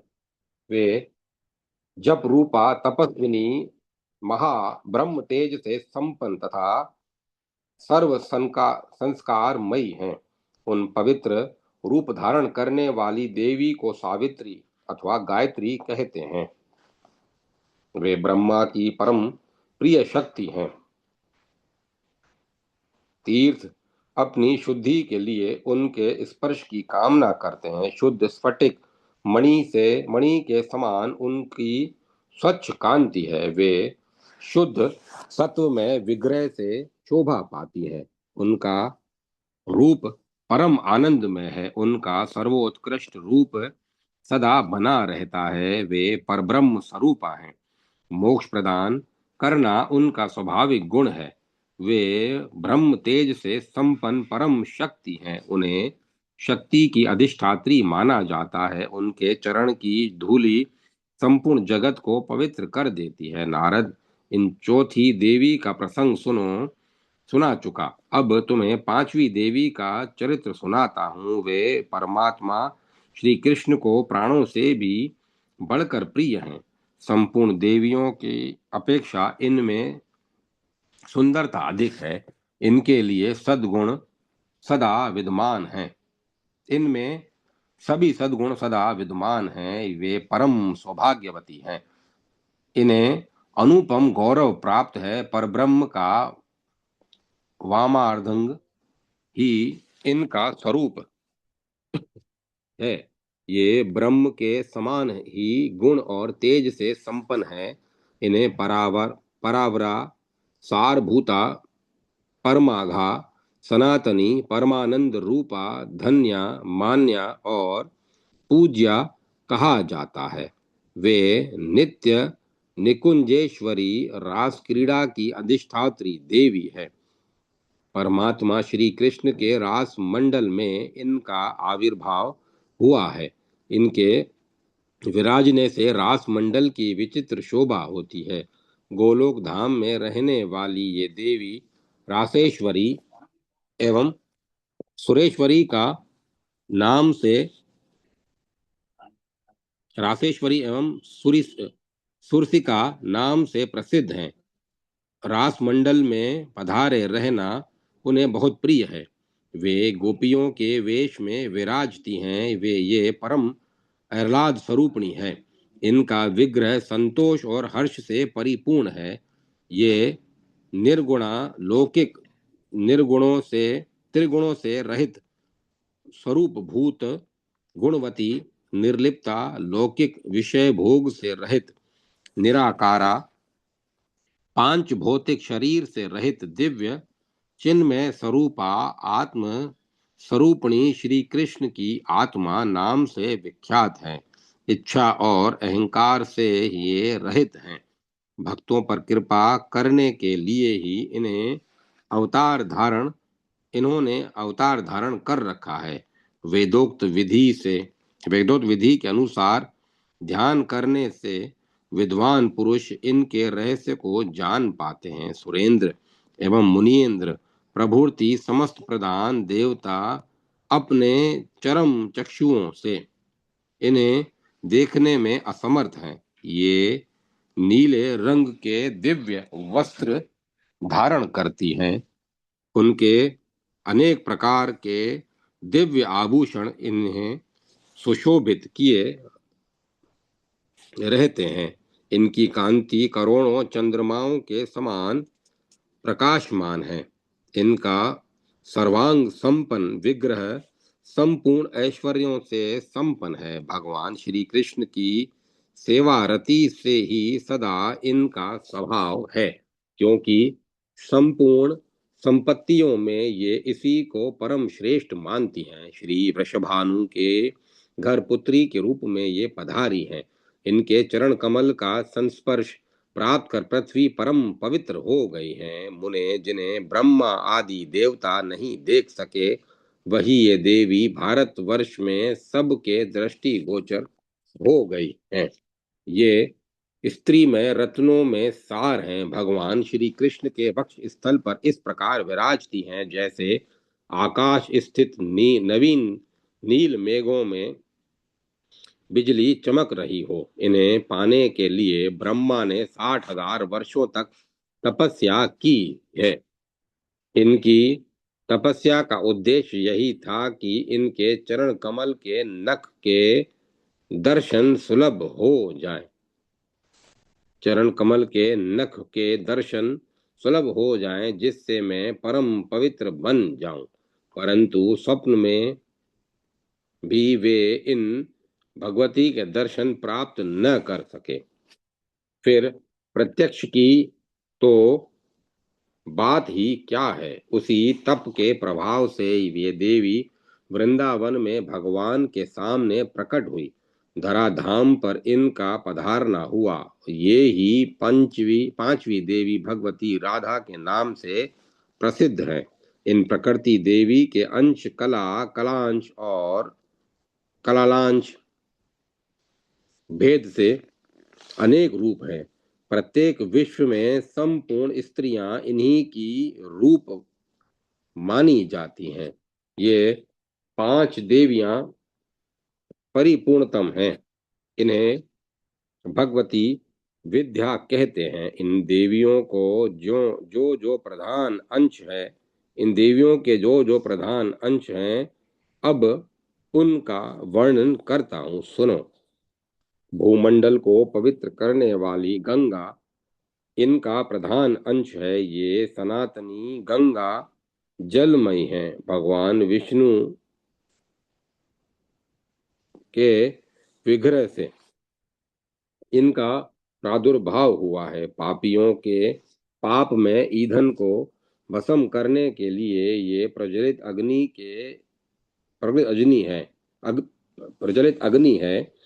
इन्हें स्पर्श करने, इन्हें नहाने अथवा इनका जलपान करने से पुरुष केवल्य पद के अधिकारी हो जाते हैं।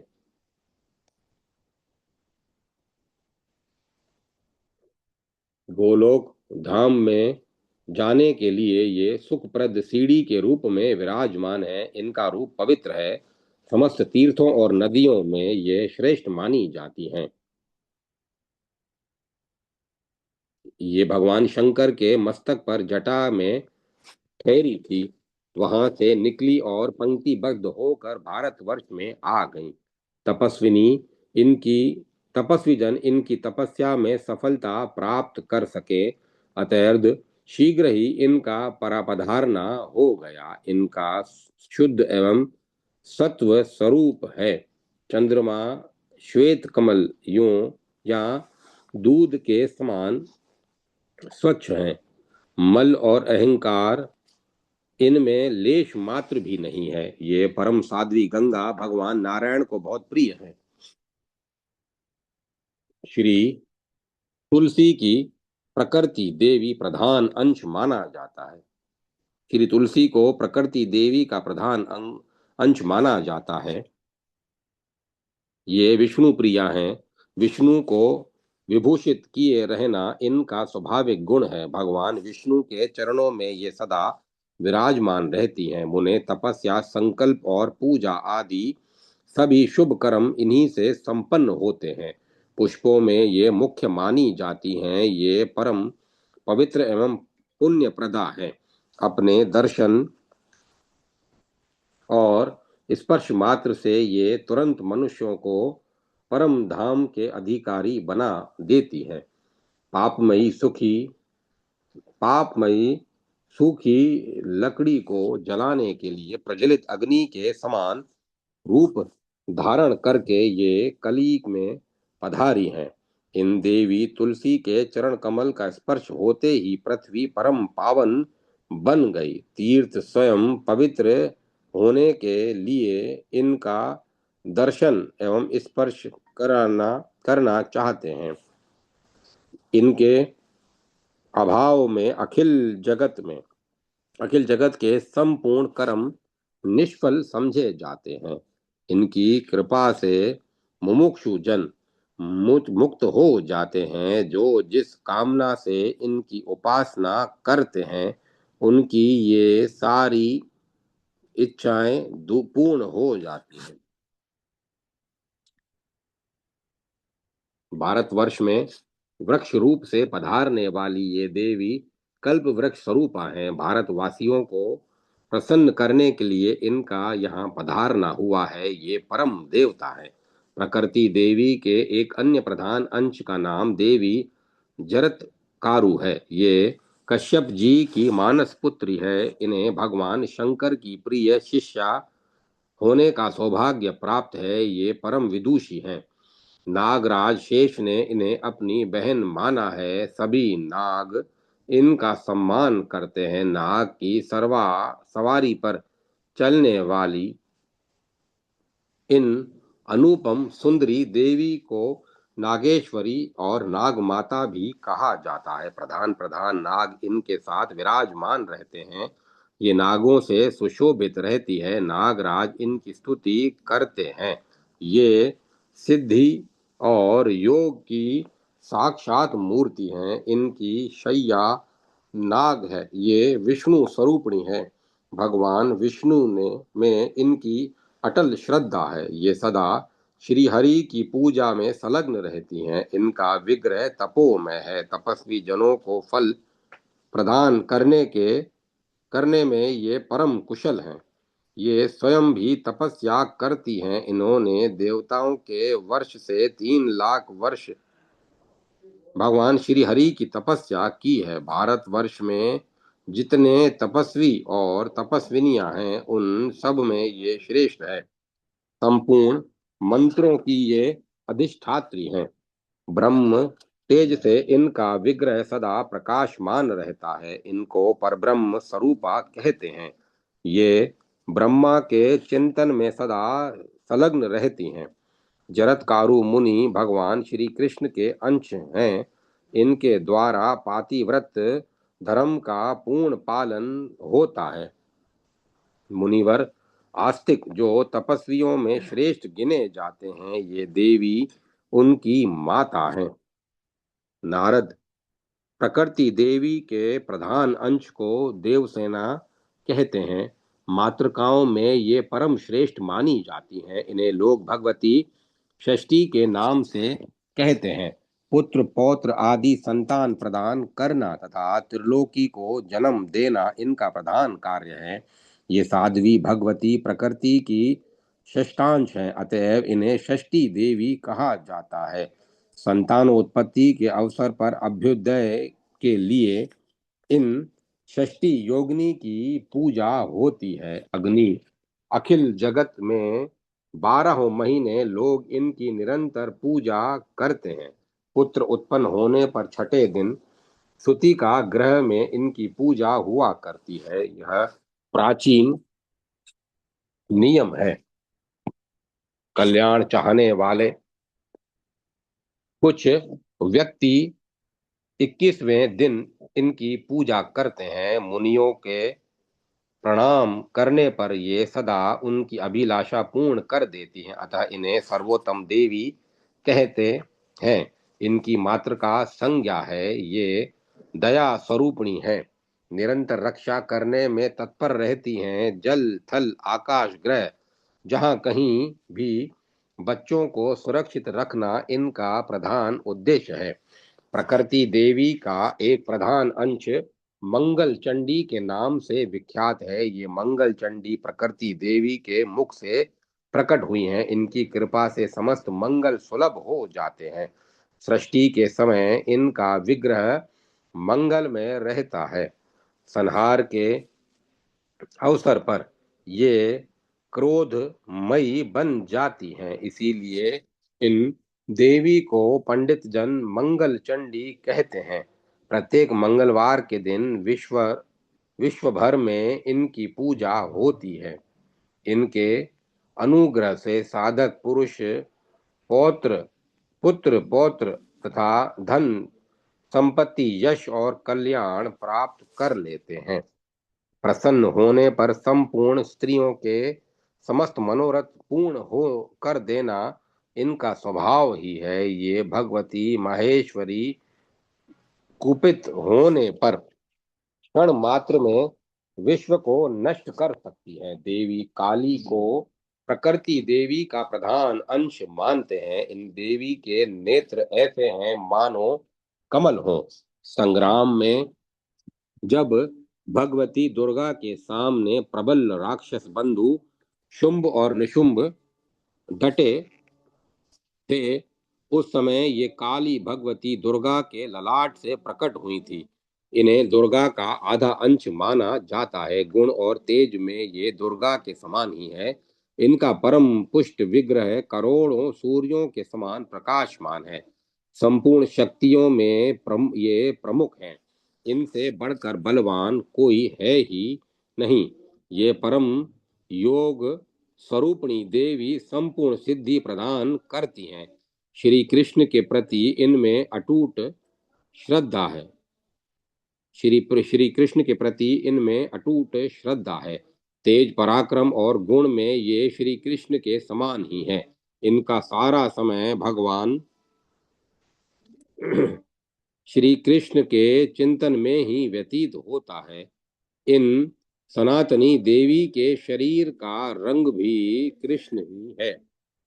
ये चाहे जो तो एक श्वास में समस्त ब्रह्मांड को नष्ट कर सकती हैं। अपने मनोरंजन के लिए अथवा जगत को शिक्षा देने के विचार से ही ये संग्राम में दैत्यों के साथ युद्ध करती हैं। सुपूजित होने पर धर्म अर्थ काम और मोक्ष सब कुछ देने में ये पूर्ण समर्थ हैं। ब्रह्मादि देवता ब्रह्म आदि ब्रह्मा आदि देवता मुनिगण मनु प्रभृति और मानव समाज सब के सब इनकी उपासना करते हैं। भगवती वसुंधरा भी प्रकृति देवी के प्रधान अंश में से प्रकट हैं। अखिल जगत इन्हीं पर ठहरा है। ये सर्व शस्या कही जाती हैं। इन्हें लोग रत्नाकार और रत्न गर्भा भी कहते हैं। संपूर्ण रत्नों की खान इन्हीं के अंदर विराजमान है। राजा और प्रजा सभी लोग इनकी पूजा एवं स्तुति करते हैं। सबको जीविका प्रदान करने के लिए ही इन्होंने यह रूप धारण कर रखा है। ये संपूर्ण संपत्ति का विधान करती हैं। ये न रहे तो सारा चराचर जगत कहीं भी ठहर नहीं सकता। मुनिवर, प्रकृति देवी की जो जो कलाएं हैं उन्हें सुनो, और ये जिन जिन की पत्नियां हैं वह सब भी मैं तुम्हें बताता हूँ। देवी स्वाहा अग्नि की पत्नी है। संपूर्ण जगत में इनकी पूजा होती है। इनके बिना देवता अर्पित की हुई हवि पाने में असमर्थ हैं। यज्ञ की पत्नी को दक्षिणा कहते हैं। इनका सर्वत्र सम्मान होता है। इनके न रहने पर विश्व भर में संपूर्ण कर्म निष्फल हो जाते हैं। स्वधा पितरों की पत्नी है। मुनि, मनु और मानव सभी इनकी पूजा करते हैं। इनका उच्चारण न करके पितरों को वस्तु अर्पण की जाए तो वह निष्फल हो जाती है। वायु की पत्नी का नाम देवी स्वस्ति है। प्रत्येक विश्व में इनका सत्कार होता है। इनके बिना आदान प्रदान सभी असंभव हो जाते हैं। पुष्टि गणेश की पत्नी है। धरातल पर सभी इनको पूजते हैं। इनके बिना पुरुष और स्त्री इनके बिना पुरुष और स्त्री सभी शक्तिहीन हो जाते हैं। अनंत की पत्नी का नाम तुष्टि है। सभी लोग उनकी पूजा एवं वंदना करते हैं। इनके बिना संपूर्ण संसार सम्यक प्रकार से कभी संतुष्ट हो ही नहीं सकता। ईशान की पत्नी का नाम संपत्ति है। देवता और मनुष्य सभी इनका सम्मान करते हैं। इनके न रहने पर विश्व भर की जनता दरिद्र कहलाती है।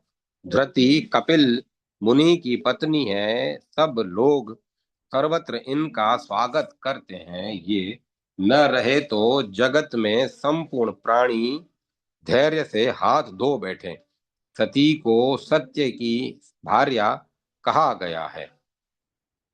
सबसे सुंदर, सबसे आदर पाने वाली ये देवी परम लोकप्रिय हैं। इनके बिना जगत सर्वथा बंधुता शून्य है हो जाता है। परम साध्वी दया मोह की पत्नी ये हैं। ये पूज्य एवं जगत प्रिय हैं। इनके अभाव में संपूर्ण प्राणी सर्वत्र निष्फल माने जाते हैं। पुण्य की सहधर्मिणी प्रतिष्ठा है। पूज्य पुण्य प्रदान करने वाली ये देवी सदा सुपूजित होती हैं। मुने, इनके बिना सारा संसार जीते हुए भी मृत के समान समझा जाता है। सुकर्म की पत्नी कीर्ति है, जिन्हें सब लोग भली भांति जानते हैं। बड़भागी पुरुषों द्वारा इनका सम्मान होता है।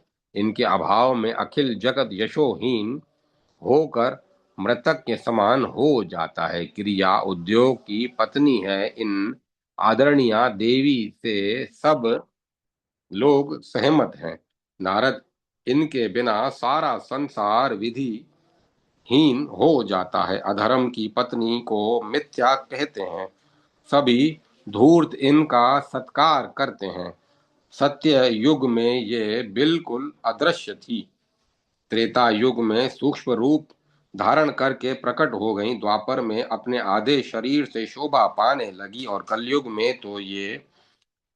में तो इन मिथ्या देवी का शरीर बड़ा ही स्थूल हो गया।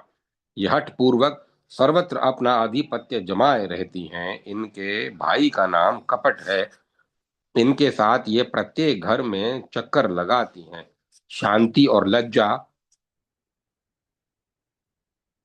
ये सुशील की आदरणीय पत्नी है। नारद, इनके न रहने पर सारा जगत उन्मत्त की भांति जीवन व्यतीत करने लगता है। ज्ञान की तीन पत्नियां हैं, बुद्धि, मेधा और धृति। ये साथ छोड़ दें तो समस्त संसार मूर्ख और पागल के समान हो जाए। धर्म की सहधर्मिणी का नाम मूर्ति है। कमनीय कांति वाली ये देवी सबके मन को मुग्ध किए रहती हैं। विश्व के व्यवस्थापक परमात्मा इनका सहयोग पाए बिना निराधार हैं।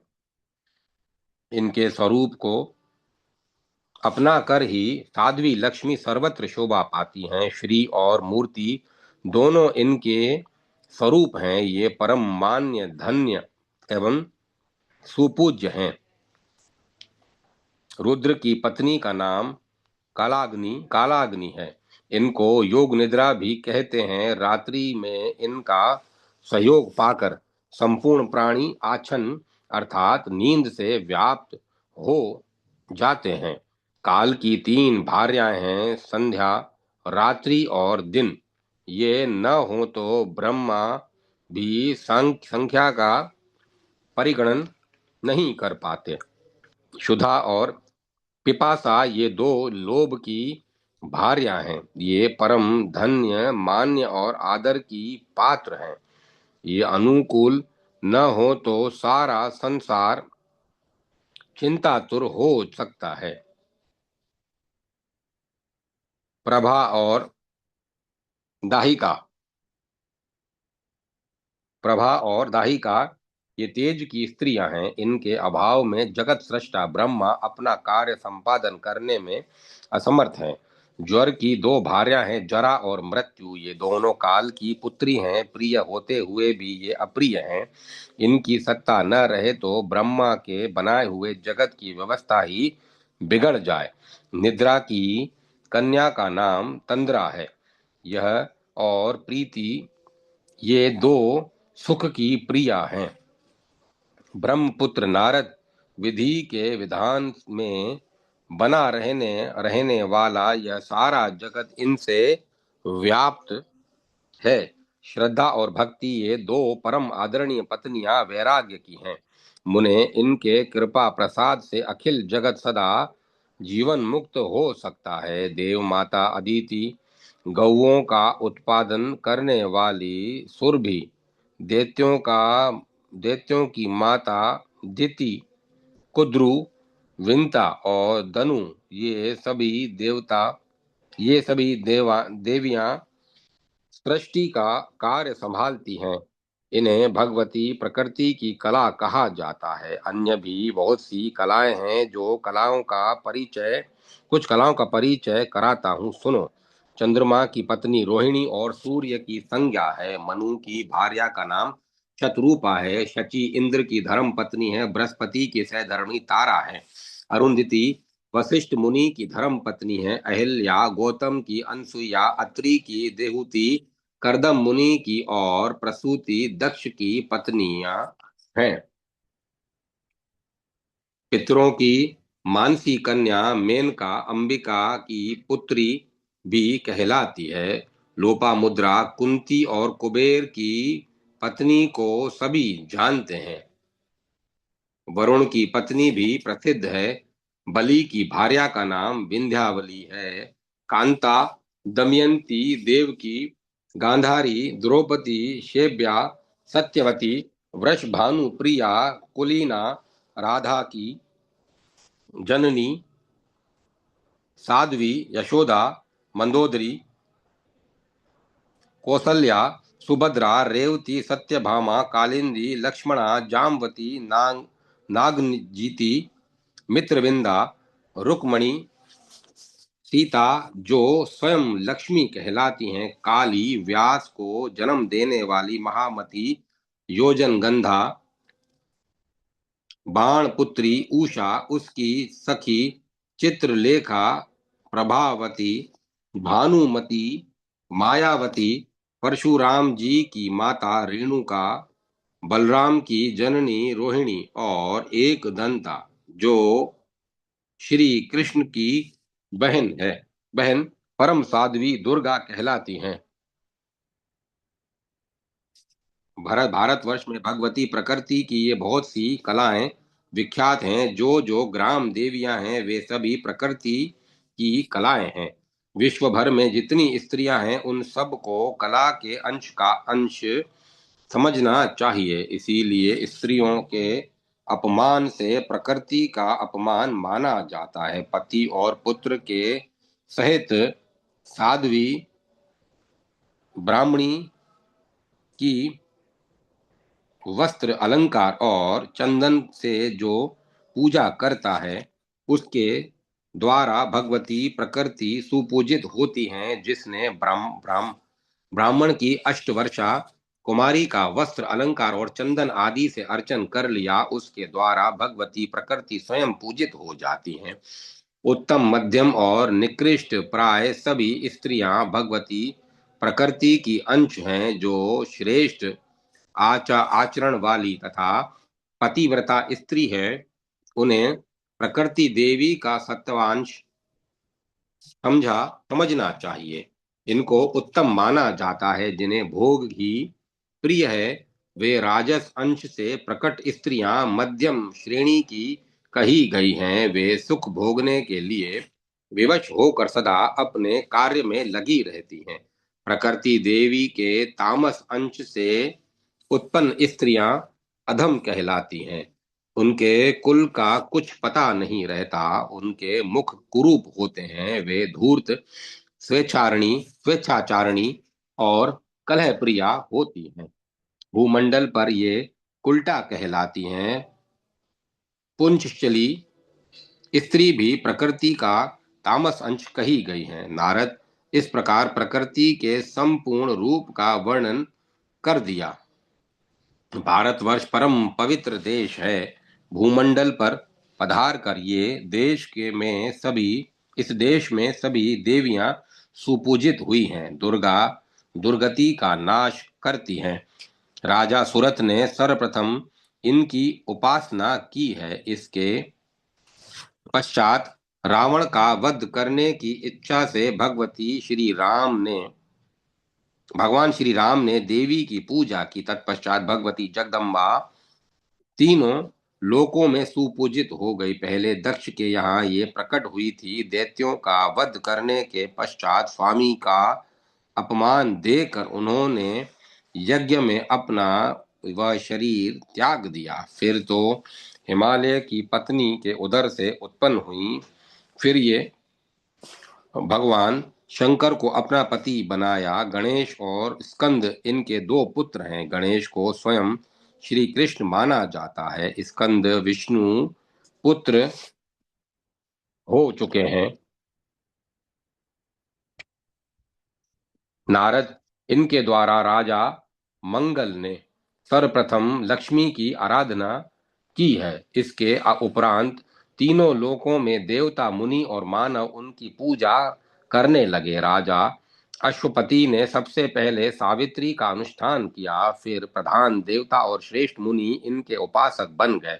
ब्रह्मा ने पहले सरस्वती का सम्मान किया। इसके बाद वे ये देवी तीनों लोकों में देवताओं और मुनियों की पूज्या हो गई हैं। सर्वप्रथम गोलोक में रास मंडल के अवसर पर भगवती राधा की पूजा हुई है। गोपियों, गोप कुमारों और कुमारियों के साथ सुशोभित होकर श्री कृष्ण ने राधा का पूजन किया था। उस समय कार्तिकी पूर्णिमा की चांदनी रात थी।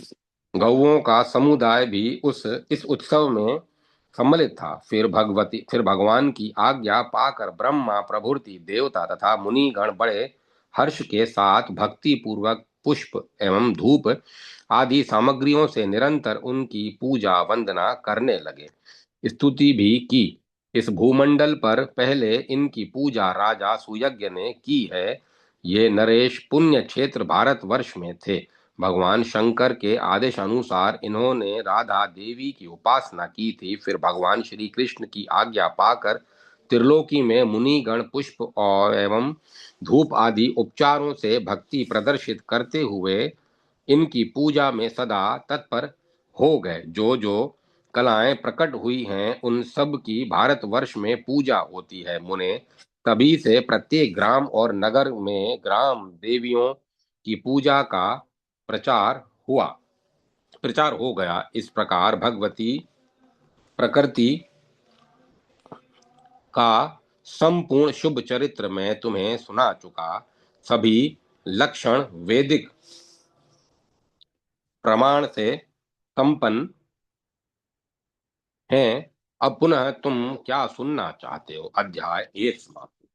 जय माता सरस्वती। जय मां सरस्वती। ओम नमः शिवाय। ओम नमो भगवते वासुदेवाय। ओम नमो नारायण। ओम एम ह्रीम क्लीम चामुंडाय विच्चे। अब कथा को विराम दिया जाता है। ओम तत्सत। ओम तत्सत। ओम तत्सत।